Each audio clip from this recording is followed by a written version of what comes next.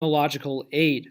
So a big component of the Industrial Revolution, besides just actually creating all these products, is moving them from where they are created to where they need to go. So to actually get these goods to the market. So again, that going back to the definition of the market, you have your sellers, those producing textiles, shoes, etc. And how do you get those products to the buyers? So hence market. Don't think of market just this image of little people in a town like a market square exchanging goods. No, market revolution is bigger than that. It expands not only between states but even to other nations. So I'm not going to go through into a lot of details about all these terms right here. We should be familiar with these different types of transportation, but I want to go over some details of Brinkley misses. So kind of a timeline of transportation.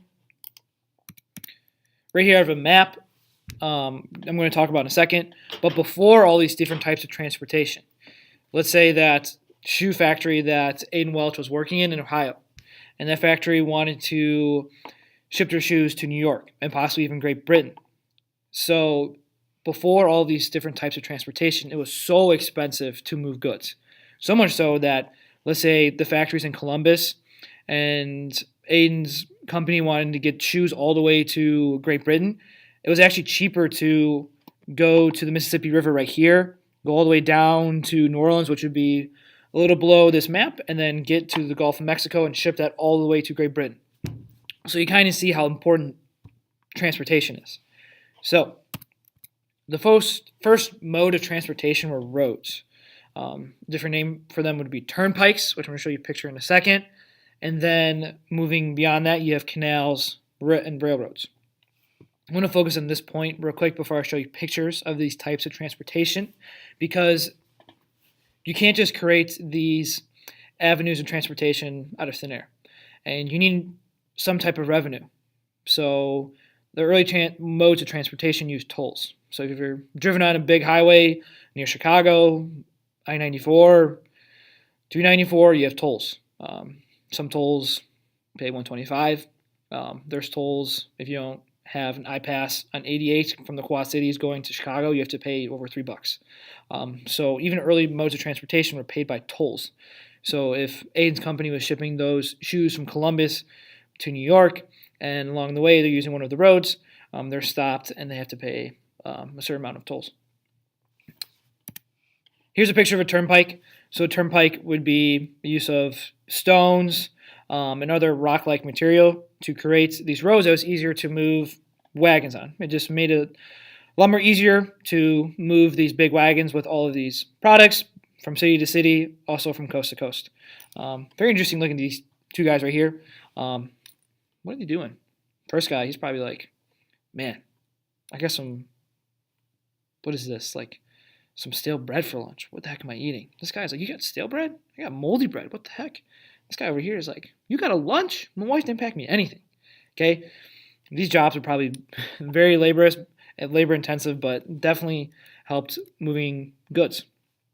I wouldn't say they're workers for nothing, but you can see a couple famous roads that occurred or were built in the early parts of the Industrial Revolution. The National Road, the Cumberland Road would be this red one right here.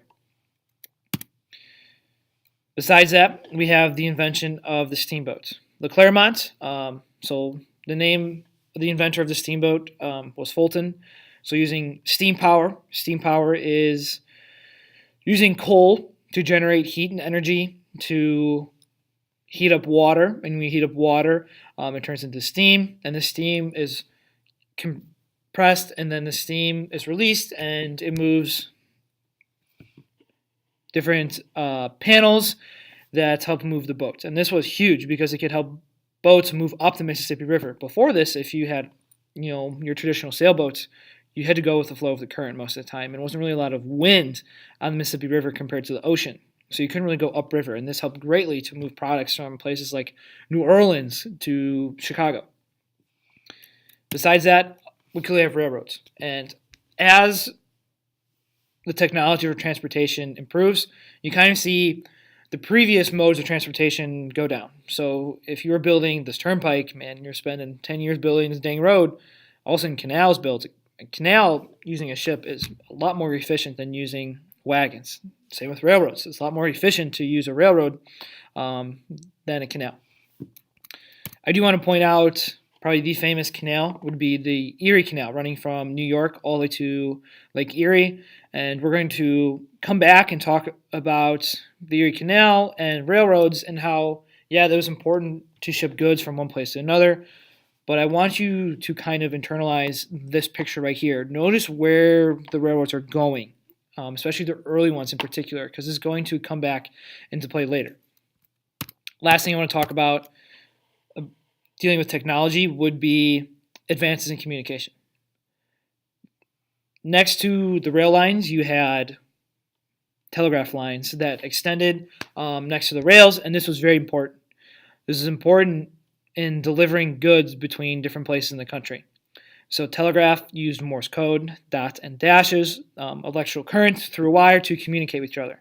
So imagine going from a time period where trying to send a message from someone from a place like Columbus all the way to New York, and you had to do it on a road, and you literally had to send someone on horse to send a message. It took a long time.